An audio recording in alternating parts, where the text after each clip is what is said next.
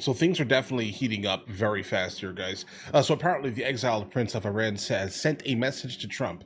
While Trump is basically considering, over these 2 weeks. This is interesting, guys. Let's go ahead and jump into it immediately. See where this video takes us. To say suggestion via a channel member. Let's do it. In 1979, a massive revolution in Iran brought about the Ayatollah Khomeini to power. The then Shah of Iran and his wife, Her Imperial Majesty Reza Pahlavi, were forced out of their homeland. This is them leaving at the airport. But under the Ayatollahs, the freedom that they promised never materialized. No, it did not. In fact, they cracked down, beating and imprisoning women who refused to wear the hijab, gay Iranians, anyone who dissents.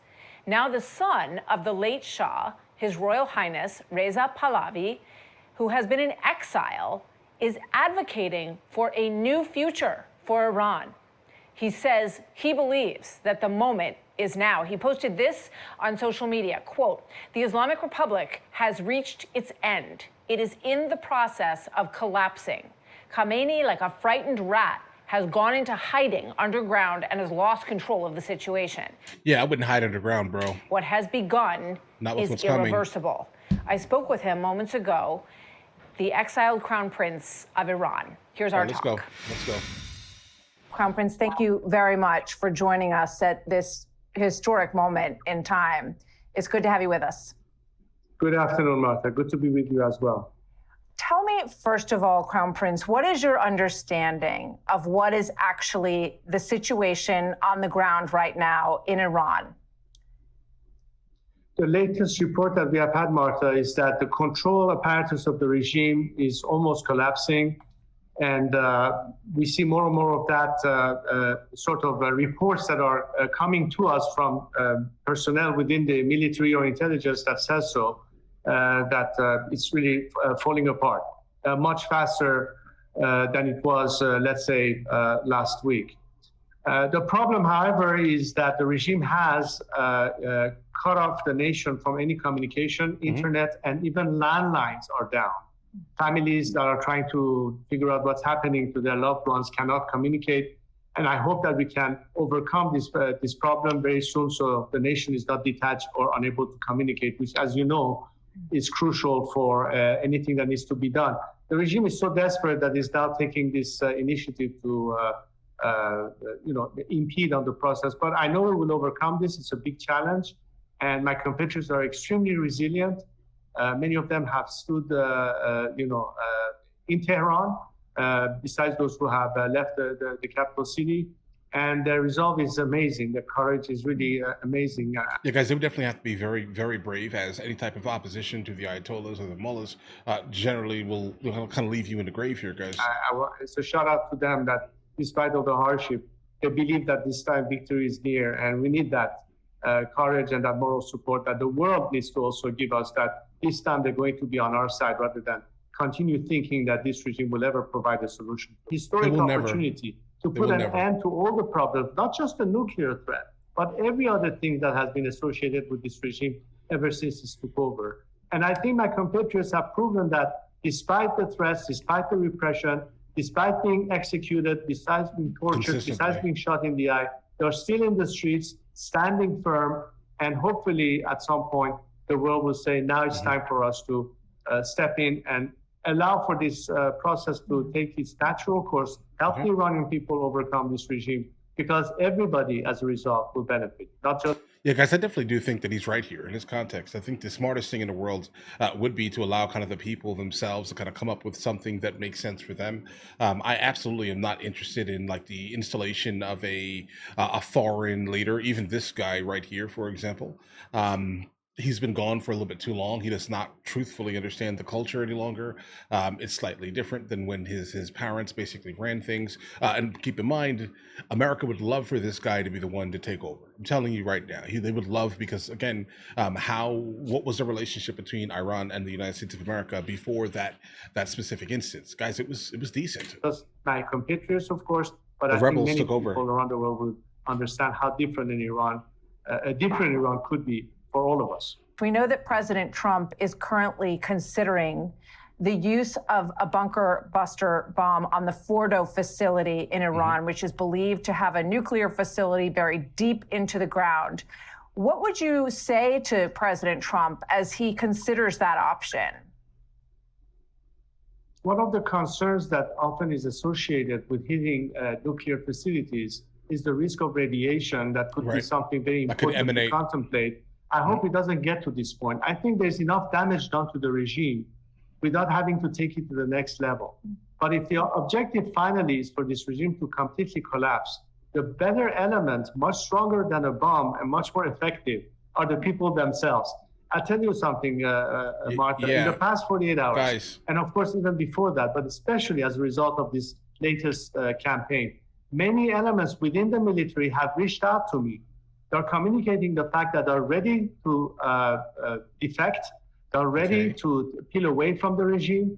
They're willing to join with the people and demonstrate that to the people. Some elements within the intelligence sector, as well as the bureaucratic setup. We are seeing more and more defections beginning to take place, which is something that I anticipated and I have called for, because they realize that it's pointless to stay there and try to defend a regime that doesn't care about the nation, that doesn't care about our country. Not at all, not the people at all. At the end of the day, some proud nationalists, they believe in Iran's territorial integrity. They believe that their job is to protect the nation, not to kill people under the regime's orders. So this element is one of the factors that is beginning to happen. I hope that in any consideration that we have, including President Trump, he realizes that this is something that is beginning to become more and more tangible. So I think a strategic pause might be required at some point to allow that process to demonstrate itself and allow the regime to start falling on its own weight, so to speak. And we are living these moments as I speak to you right now. So I hope it doesn't get to a point that we have to go even further.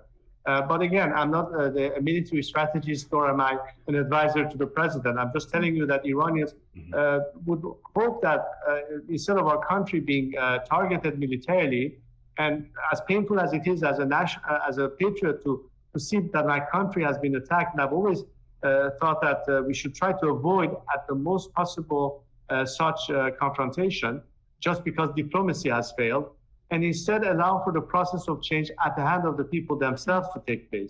So I hope that they consider that as a critical factor, as opposed to our only option after failed diplomacy is further military strikes. Yeah, guys, the only option after failed diplomacy is further military strikes. Unfortunately, listen, bro, I understand, I get it, right? But the problem is that the people are not going to move at the pace that the rest of the world is basically demanding right now. And with the amount of money that's basically been spent so far mobilizing, troops and planes, et cetera, let's say, into the Middle East, it's just happened. This basically has to happen now, right? So unfortunately, bro, I hear you, but I'm not sure that President Trump is going to stop now. It wouldn't surprise me if any moment now we heard some information about this happening. Again, we cannot wait specifically for the people to, take over. If that makes any sense here. Then again, who runs it when that happens? Understood. So you would not want to see the United States use this bunker buster at Fordo. Is that correct? Yes. You would discourage that. Well, I hope that as the regime is crumbling, is that enough of a factor to have neutralized it sufficient that it cannot do anything harmful, at least in the immediate? Because the whole argument about striking is because of the imminence of the regime's threat. But they've been completely dismantled. The apparatus of air defense, the apparatus of retaliation is almost taken out. So I think that sort of pushes back a little bit the envelope, which would allow sufficient time for another phenomenon to occur, which is the one I just explained to you. Allow the Iranian people to overcome this regime, help them do that, because that option is always on the table. Right. But what's the rush here? People are to them the ultimate factor. That's what scares the regime the most. So the more the people are empowered, the quicker we can reach that end. So you have said that you don't seek power, but you are ready to fulfill a duty if called upon. If the people supported or asked you to return as Shah for a period of time during transition. Would you be open to that option? Of course. I don't think I need a title to perform as a transitional leader. I think the reason people are looking for me to play that role is because of their confidence in me, their trust in me, and I think to a great extent the track record that I've demonstrated in the past 44 years since I've begun. And that trust in me allows me to play that national leader role, if you will. Yeah, but none of those years specifically you were actually running anything. So that trust in me allows me to play that national leader role, if you will, and be able to be the element that assembles people together on a common agenda, knowing that we might differ in opinion, but we are committed to the democratic outcome. So I don't think I need to have any particular title. Okay. That would be putting the carriage before the horse, so to speak. Let us be focused on the job at hand. The job at hand is A, eliminate this regime and replace it with a secular democratic alternative. And this is exactly the end game that I'm looking at, and I'm not looking past that one at this time. I'm focused only on this mission, and I hope my competitors will understand that we need not prematurely discuss issues that will be determined down the line. So he's encouraging the people to change the trajectory in Iran more so than the potential of a bomb destroying Fordo. So we're going to have more of our conversation. Okay, guys, it's interesting to hear this guy. I'm just going to be honest here. It's very interesting to hear him, specifically knowing who his father was, right? It's interesting to encounter him in this manner here. But again, guys, how do we know that the people actually want that, right? I mean, they obviously just do not want to live underneath the tyrant that they have basically been living under, right? In what way have you heard them espouse in any majority rule type of manner that they really have any interest at all in the West or any type of democracy in any form of matter, let's say, right? Because if you're rushing, let's say, to get some type of supreme leader but under a different name back into your country, and I haven't heard any type of news on it other than what this guy said. I mean, have 10 people said this? Because there are 90 million people, right? I think it's better to basically poll, for the most part, as many people as humanly possible, but I guess it's some type of democracy in a sense here. But we need the insight of the people more so than outsiders that have been outside of the country since the early 80s, guys. All right? Not to be super callous in this context here, but again, I'm absolutely not kind of on the side of installing leaders in other places just because they may potentially align exclusively with the United States of America. Guys, the world is larger than the United States of America. People do, in fact, have different religions and different ideologies and different cultures, etc. Not everyone wants a Starbucks and a McDonald's, guys. All right. So I think we need to kind of look at that while we're looking at that. All right. We need to figure out what would actually be best for them, not best in our interests, because again, when our history of regime changes have basically all failed. Okay, so with that being said, it's kind of hard to back the concept of installing another let's say westernized state in the Middle East when the Middle East in fact does not want the West there. This is why everyone is so gung-ho against Israel. Okay, so what are we trying to do here, guys? This is just like a new form of colonization in a sense here. I think the people of Iran need to decide what is best for the people of Iran, not specifically the United States of America, deciding for a completely different culture, religion, base, and ideology. Just a thought here, guys, right? You guys can yell at me in the comments. I'm always down for that, right? But all right, listen, you guys all have an absolutely amazing day. If you guys are new here, please like and subscribe. In the meantime, I'll catch you guys later.